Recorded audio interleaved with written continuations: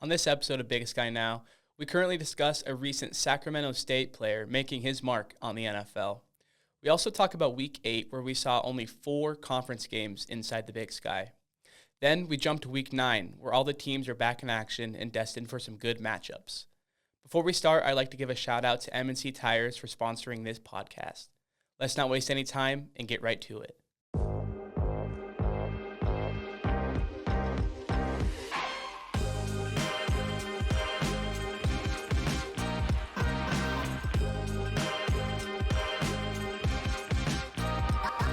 All right, welcome back, everyone. My name is Luke Schmit, and I am your host of the Big Sky Now podcast. Today, I am joined by Daily Interlake sports reporter John Allen, Coeur d'Alene Press sports editor Mark Nelke, and also joined by Columbia Basin Herald sports reporter Mike Maynard. We are missing Fritz today, so we'll have him back next week. But thankfully, I was able to attend the Montana game, so I will be able to fill in for Fritz on that. Guys, before we jump into Week 8, kind of went over my head the last couple of weeks, but I definitely wanted to give a big shout out to Sacramento State's own Cam Scatabo. Cam has been killing it right now for the Giants. He's been playing exceptionally well. Currently, he's tied for 4th in the NFL for rushing touchdowns and top 20 in yards. He has 398 yards. If you didn't know, when Cam was at Sacramento State, he was first-team All-Conference in 2022 and was the Big Sky Offensive Player of the Year. So I thought it's really cool to see him making his mark in the NFL. We'll see how many years he lasts in the NFL because Cam likes to put his head down and play as a strong player. I'll put it in a nice way, but just wanted to give a shout out there on Sunday. Let's jump right into it, guys. Week 8, we're going to have a little bit of a short recap since there's only 4 games. We'll start with the game that I attended Saturday. Montana did defeat Sacred Heart, even though there was a late fourth quarter scare where there was a 1-possession game. Before I give my rundown, I'll let John jump in here. John, what were your quick thoughts on the Montana victory? Yeah, I love the offensive play. I mean, Keely, showed you got some recognition on college football final on ESPN, and so the defense maybe a little bit to work on still, of course. But Sacred Heart's not a slouch of a team either. They're only. I think they've got 3 losses and 2 of them are to current unbeatens with Montana and Lehigh. So, yeah, it's they're definitely not Big Sky level, but it's not a slouch of a win for a non-conference game, especially when teams are figuring out who they are at this point in the year.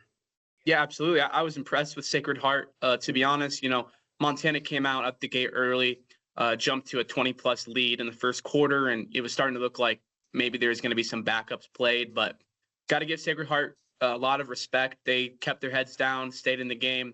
Their quarterback, Jack Snyder, I was impressed with his play. 20 for 26 attempts, 214 yards, 2 touchdowns, no turnovers.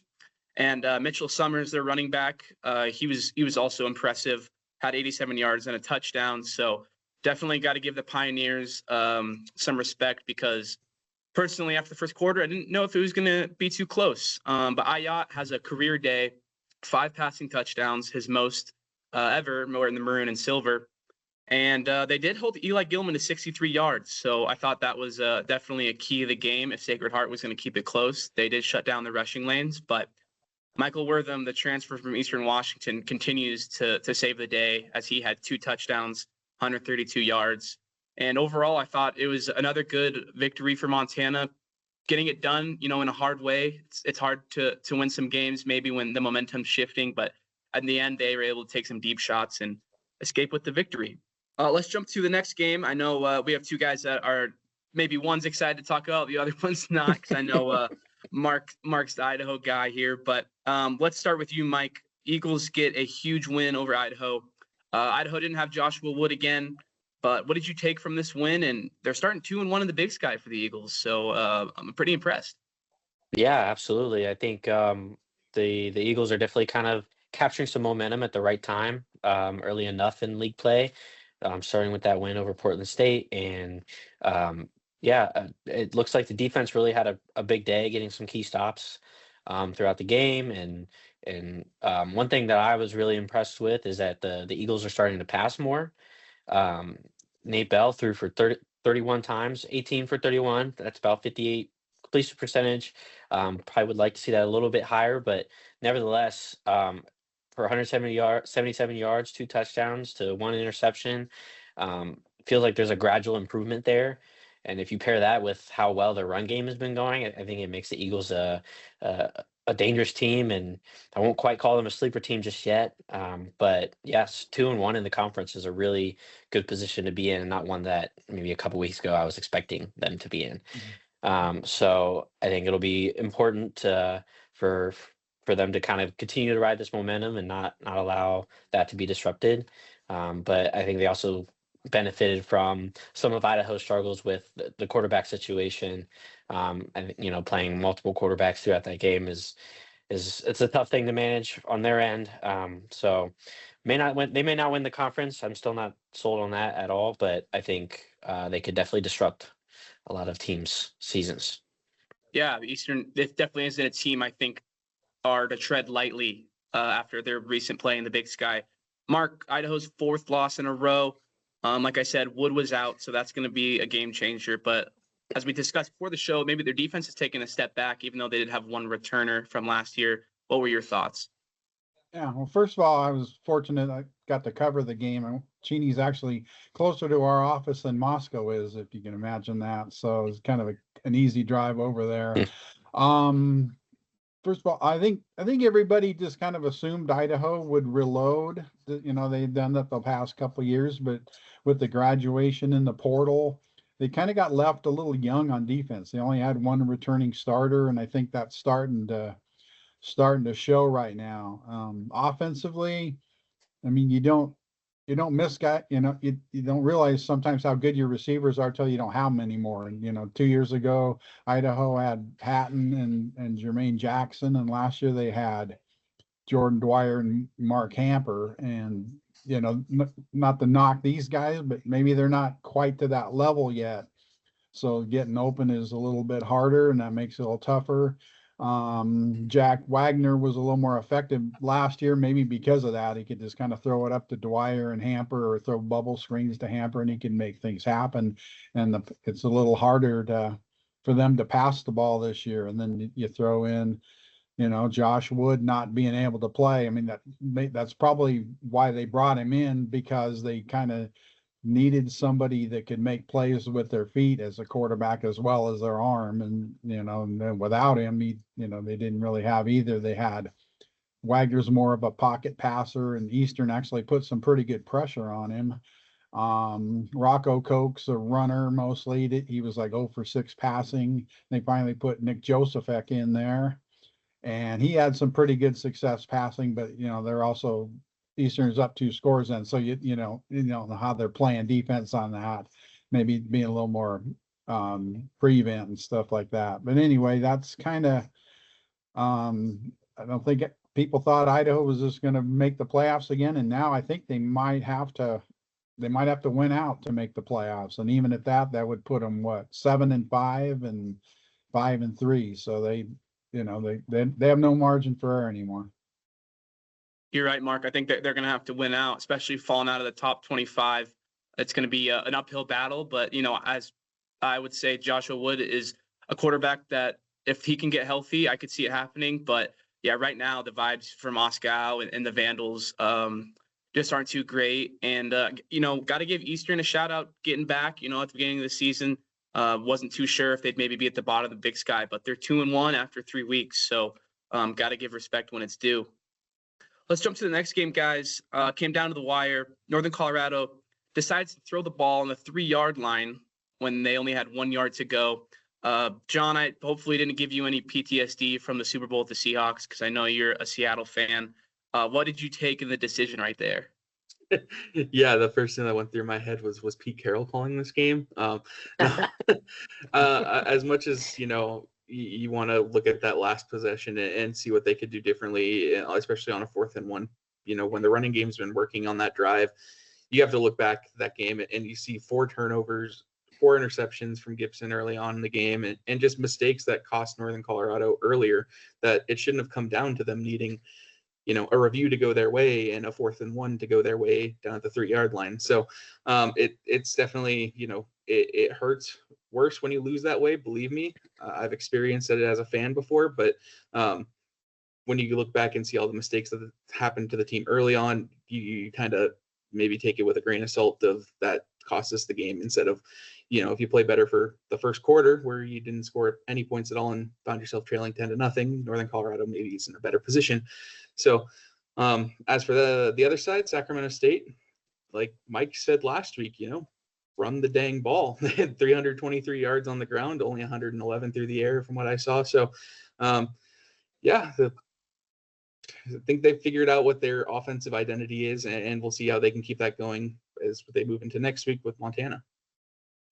Yes, and we definitely have some discuss on that game. Rodney Hammond, shout out to Sacramento State running back, 134 yards, was definitely the difference in this one. The Bears scored 21 points in the second quarter. I don't think we've seen a Northern offense, maybe even some games last year, put up 21 points total. So I'm still impressed with them, but they seem to be not finding ways to win. They've had a lot of games come down to the wire, and they're losing some close score games. But, it is great to see Northern Colorado back in the hunt in these games and not just a team that gets walked over. Our last game of the week, we'll touch on pretty briefly. John, Weber State won its first conference game on Saturday with their victory over Portland State. What stood out to you in this one? And what stood out to me is I don't think we'll see Portland State win a game this year. What stood out to me is kind of what we touched on last week in the preview, just which quarterback would make the fewest mistakes. And Sagapolutele throws 3 interceptions, gets pulled, 5 total turnovers for Portland State, and Weber State was able to capitalize on it. So. Absolutely. Hey, Mark, I'll let you wrap up week 8. Any final thoughts on any of these matchups before we go forward? I would just give a shout out to Eastern. I mean, they've been kicked around for the last 3 years, and they stepped up defensively. They put pressure on Wagner. I mean, it made it a little easier knowing they were mostly going to run, but still, we've seen Eastern's defense the last 3 years. They couldn't stop anybody. So kudos to them. And it was funny to be in the press conferences afterward and see how excited Coach Aaron Best was. I mean, this was, I think this meant something to him. This was not just a conference win. This was a win over Idaho, and whether he wanted to admit it or not publicly, he was he was pretty stoked. So good for him.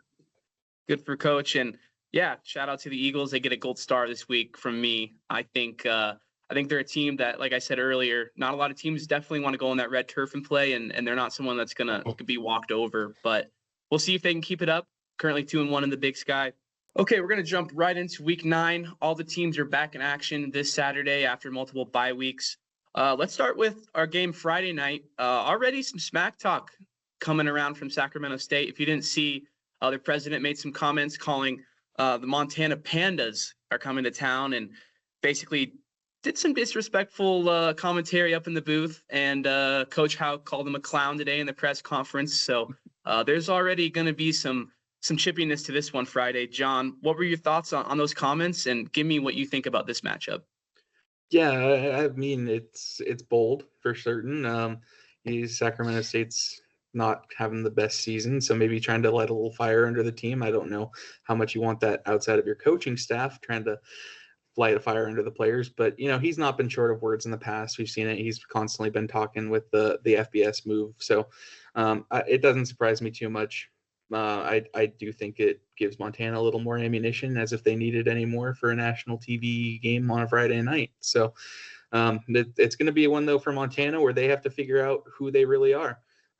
They've played one road game so far this year, and they didn't exactly pass with flying colors against Idaho State. So can they come out? Can they establish Eli Gilman early on? Can they stop Sacramento State's running game, which has found itself in the past 2 weeks? And just how will they react to playing in a fairly hostile environment? Definitely going to be a good test for Montana, as they're still undefeated. I think this is one of their hardest games on the schedule until they play Montana State. So I expect them to come in prepared. Hopefully they can play 2 halves of football. I don't know if they're going to be able to win this one as a nationally televised game on the road at night if they're playing how they've been. Last week in the first half, they played great. Second half, they collapsed until maybe the end of the fourth quarter. We've seen earlier in the season where first half they don't come out good at all, and then in the second half they take over control versus Cal Poly, for example. So I think they're going to need two halves of decent football. I don't think they need to play amazing to beat this team, but I think they need to have two halves of good football. Jumping to our next game, Mike, we'll go back to you. Eastern travels to Weber State this week. Let's hear what you got on this one after the Eagles' momentum going forward. Yeah, absolutely. I just kind of harp on the passing once again. I think I forgot to mention. I think that's the third time all season that Nate Bell has passed over 25 times. And so, I think the repetition of doing something like that, I think they're only going to continue to improve as long as he plays smart and they call the right plays and offensive line does their job. So I think they need to do that, but also obviously their run game is their strong suit. So maybe be creative when it comes to playing at Weber State. They might be intending to shut that down and make them one-dimensional. So kind of being creative in that sense and being prepared for them to try to take that away is important. And then Weber State take away their pass game, I think will help them in the long run to aiding them to victory. So run game is good, but not the most consistent it seems like. So they can just take that away. That'll be good. But I'll reiterate, ride this momentum and do whatever you can to not allow Weber State to take that from you. Yeah, I think this is a huge game for Nate Bell to continue his growth as we've seen on the road at Weber. Obviously, Weber is not one of the top teams, in my opinion, this year on the Big Sky. But if Eastern can get this win again and go to 3-1, we're going to be talking next week even more seriously about what team matchups they have going forward. And, can they slide into the top 25 maybe by the end of the season if they win out? So this is a stepping stone game for the Eagles. Mark, let's go over to Idaho. They should be able to bounce back this week. They play winless Portland State. Your thoughts on this one? Well, you hope. I mean, if they don't, there's like we talked about, their season's over. So maybe Wood is back this week. We don't know. He warmed up last week. We were watching him down on the turf going through the warm-ups and stuff like that. And then when it came time to play, Wagner was out there, and they told us afterwards that Wood was not cleared to play, even though the pregame report said he was, I think it said questionable or something like that. Or anyway, it kind of looked like he could have played, but obviously he was ruled out. So anyway, and they might not have Jack Wagner either. He suffered a lower leg injury in the first half last week, and that's why he didn't play in the second half. That's why he went more Rocco Cope and then the Nick Joseph X. So they could be down to their third quarterback this week. They've had a hard time moving the ball, but playing Portland State might be the thing that solves their issues and stuff like that and makes them feel a little bit better now. So they might be able to win anyway, despite all the problems they have moving the ball and with the quarterback situation.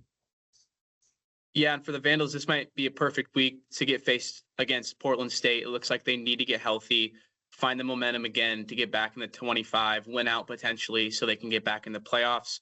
I expect this one to be a bounce-back game for the Vandals. We'll talk about our picks here soon. I do have Fritz picks today, even though he's not here, so I'll make sure to mention that as well. Let's jump to the next game. I think this game is going to be another close game for the Bears as they face UC Davis, traveling to Greeley, Colorado. John, let's go to you first. Do you think this one could actually be close? I know UC Davis is going to be heavily favored, but I don't think the Bears are a team to be reckoned with, especially at home. No, I do think Northern Colorado definitely has the ability to keep this one close. That being back in Greeley is going to help them. They've had two good performances on the road that they can build off of now. I do kind of expect Davis to take care of business, especially with how Caden Penix played this year.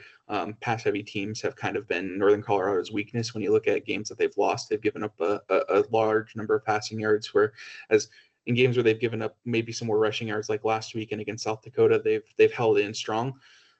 So I think it's going to be about whether or not Eric Gibson can take advantage of a not 100% Aggies defense and keep Northern Colorado's offense keeping up with Caden Penix and the Aggies. Mike, how about you? What do you think about Caden Penix? Could be Big Sky Offensive Player of the Year, traveling to Northern Colorado. Definitely a better team than we've seen in the last couple of seasons.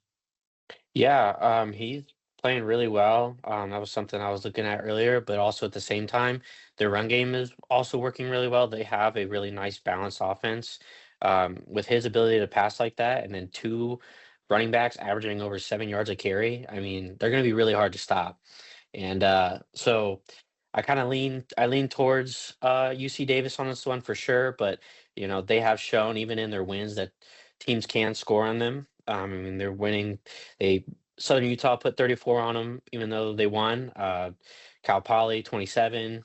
So Northern Colorado certainly has a chance to keep this close. I agree with John there. So, but I think I lean towards UC Davis to kind of take it. Definitely understandable.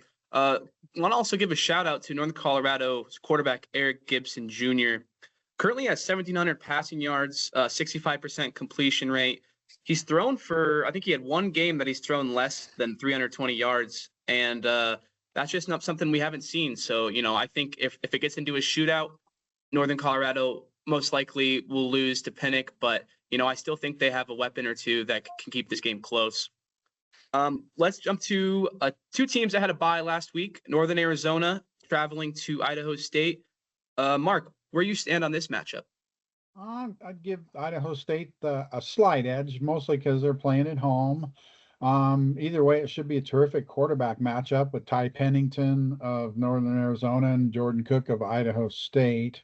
It's a good thing the game starts at 4 Mountain. Otherwise, that game could go on till after midnight and stuff like that. So this is also kind of one of those games we talked about Idaho State trying to make that next step up. This is kind of one of those games where they need to win this to prove they belong, but it's also a game that Northern Arizona is good enough to come into Pocatello and win.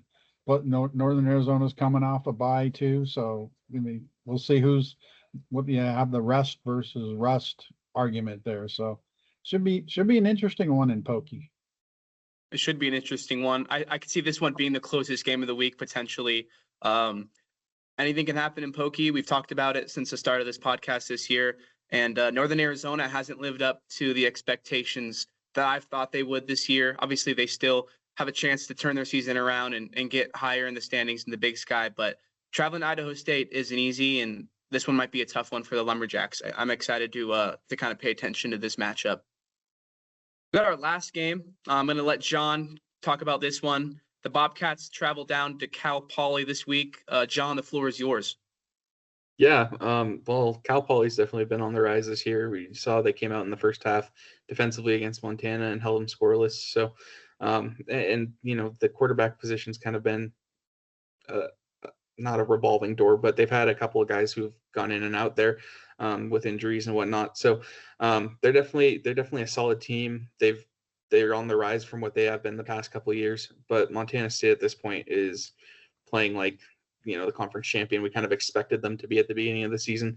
The running game is going at full force now. Justin Lamson's established himself as a great quarterback. So they're no shortage on the offense for Montana State, and then the defense, of course, is going to be good out in Bozeman. So we'll see if Cal Poly can keep it close. They need to have a good start. If you fall behind with this Montana State team, you are not going to be in a good position.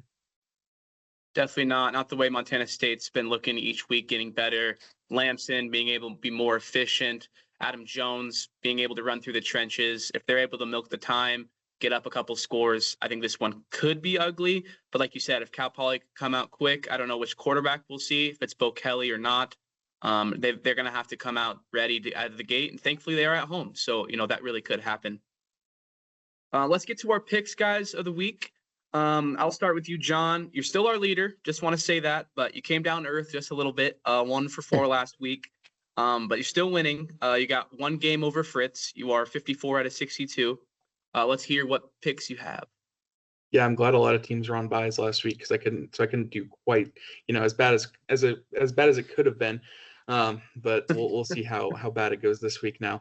I'm going to take Montana on the road at Sacramento State. I feel like that little extra ammunition is going to push them over the edge, and they'll be able to get the road win. I think Eastern's going to move to 3-1. I think they'll beat Weber State. Idaho, I have finally getting a rebound win. Portland State's coming at the right time for them now.